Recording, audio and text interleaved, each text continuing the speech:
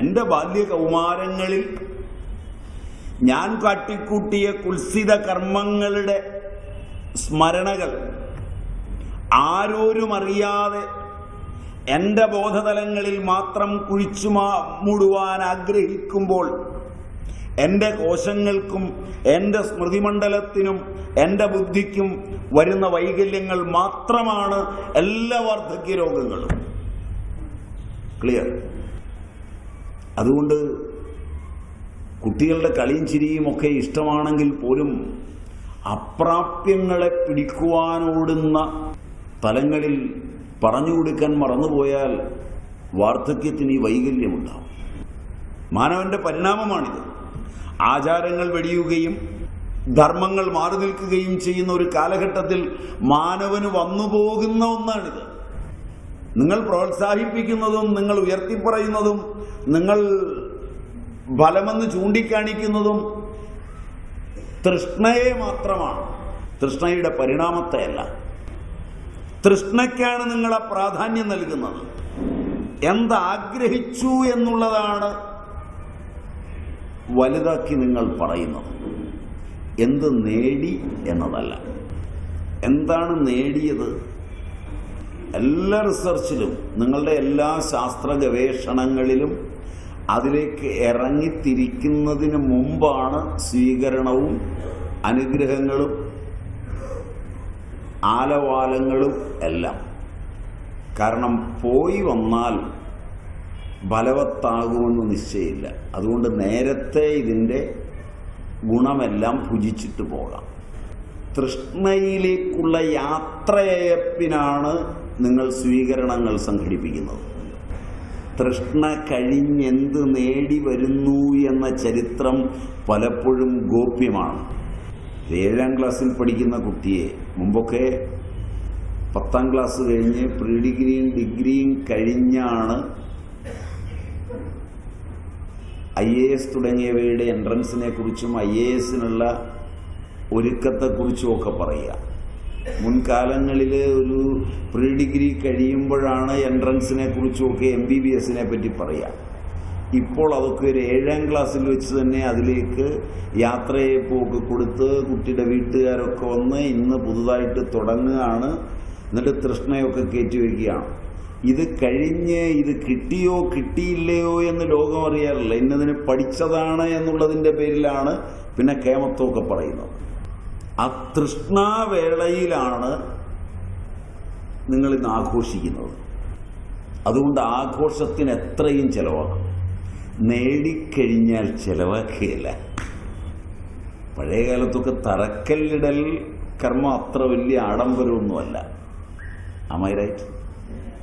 ഇന്ന് കെട്ടിടം പണിതില്ലെങ്കിലും തറക്കല്ലിടൽ കർമ്മത്തിൽ ആഘോഷം എല്ലാം കഴിഞ്ഞ് പുട്ടുഅടിച്ചു പോയി കിടന്നുറങ്ങിക്കോളും. അതിൻ്റെ ഫ്ലക്സ് ബോർഡൊക്കെ വെച്ചിരിക്കും. ഇങ്ങനെയൊക്കെയാണ് ഞാൻ മനസ്സിലാക്കുന്നത്. തെറ്റാണോ എന്ന് എനിക്കറിയില്ല.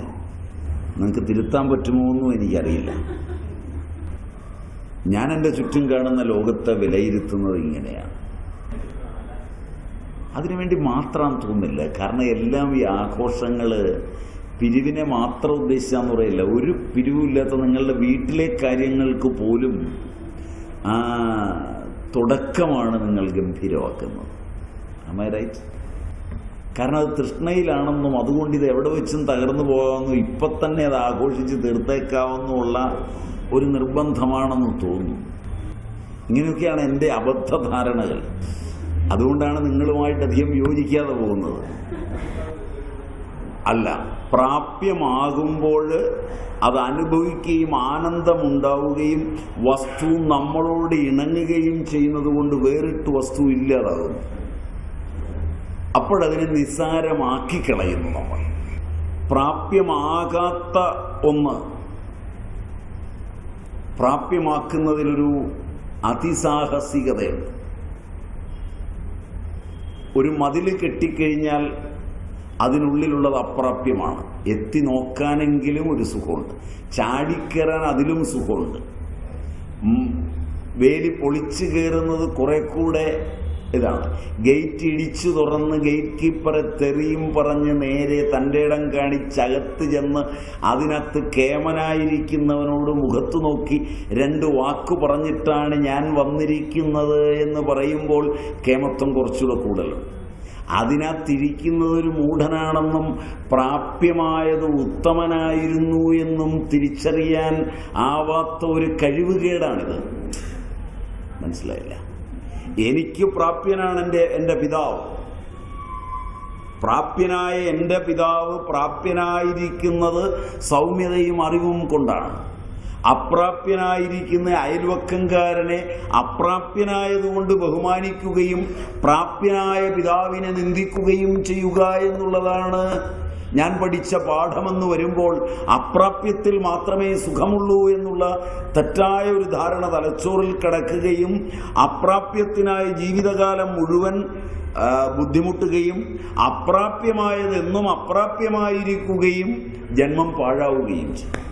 എനിക്ക് അപ്രാപ്യമായ അയൽവക്കക്കാരൻ്റെ അലമാരിയിലിരിക്കുന്ന സ്വാദിഷ്ടമായ ഭക്ഷണത്തെക്കാൾ എനിക്ക് പ്രാപ്യമായ അമ്മ തന്ന കഞ്ഞിയും പയറുമേ വിശപ്പടങ്ങാൻ പ്രയോജനപ്പെടൂ. എനിക്ക് പ്രാപ്യയായ എൻ്റെ കുട്ടികളെ പ്രസവിച്ച എന്നോടൊപ്പം ജീവിക്കുന്ന എൻ്റെ ഭാര്യ പ്രാപ്യസ്ഥാനീയായിരിക്കുമ്പോൾ ഒരു സ്റ്റേജിൽ മീറ്റിംഗ് നടക്കുമ്പോൾ അപ്രാപ്യയായൊരു പെൺകുട്ടിയെ ഒന്ന് തൊടാനൊരുങ്ങിയാൽ തല്ലും തെറിയും വേറെ വാങ്ങിക്കുമെന്ന് വേറെ ഉദാഹരണമൊന്നും വേണ്ടല്ലോ, നിങ്ങൾക്കറിയില്ലേ? അതുകൊണ്ട് അപ്രാപ്യത്തിൽ സുഖമേ ഇല്ല. അപ്രാപ്യങ്ങളിൽ തൃഷ്ണ ശാന്തമാവില്ല. ഇത് ഉറപ്പ് വന്നാൽ ഈ ക്ലാസ് നിങ്ങൾക്ക് ഗുണകരമായി.